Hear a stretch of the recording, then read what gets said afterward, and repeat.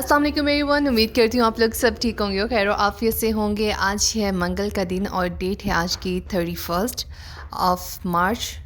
वैसे तो मेरी ड्रिल जो स्केड्यूल थी वो थी 30 मार्च को, लेकिन कल बारिश बहुत ज़्यादा यहाँ पे हो रही थी इस्लामाबाद में, जिसकी वजह से हमारी ड्रिल जो है वो कैंसिल हो चुकी थी। वो बारिश के सीन्स भी मैं कुछ आपको दिखा देती हूँ।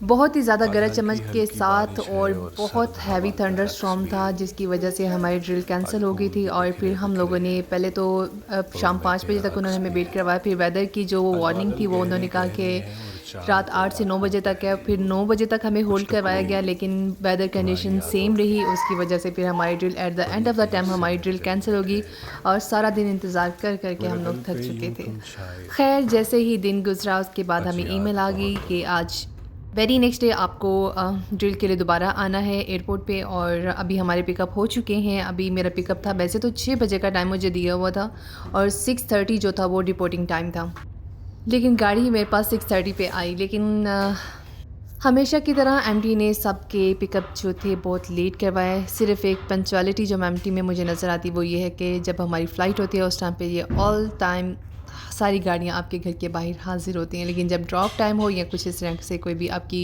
ड्रिल या ट्रेनिंग चल रही हो तो उस टाइम पे इनके पास गाड़ियाँ अवेलेबल ही नहीं रहती। सबसे पहले तो मैं आपको बताऊंगी कि ड्रिल होती क्या है। ड्रिल जो होती है ये एक तरह से आपको अनएक्सपेक्टेड जो भी कंडीशन होती है, अल्लाह ना करे कोई हंगामी हालत जहाज़ में ड्यूरिंग फ़्लाइट या लैंडिंग के टाइम या टेक ऑफ के टाइम कभी आपको पेश आ जाए, तो आपके जो क्रू होता है वो वेल ट्रेंड होता है। उनको बताया जाता है कि आपने ऐसी सिचुएशन में किस तरीके से रिएक्ट करना है और किस तरीके से सेफ़ली आपने पैसेंजर को यहाँ से इवैक्यूएट करवाना है। तो इससे साफ पता चलता है कि कैबिन क्रू सिर्फ आपको खाना सर्व करने के लिए नहीं होती, आपकी ज़िंदगियों को बचाने के लिए भी होते हैं और फ़्लाइट का सेफ़ ऑपरेशन कंडक्ट करने के लिए भी होते हैं।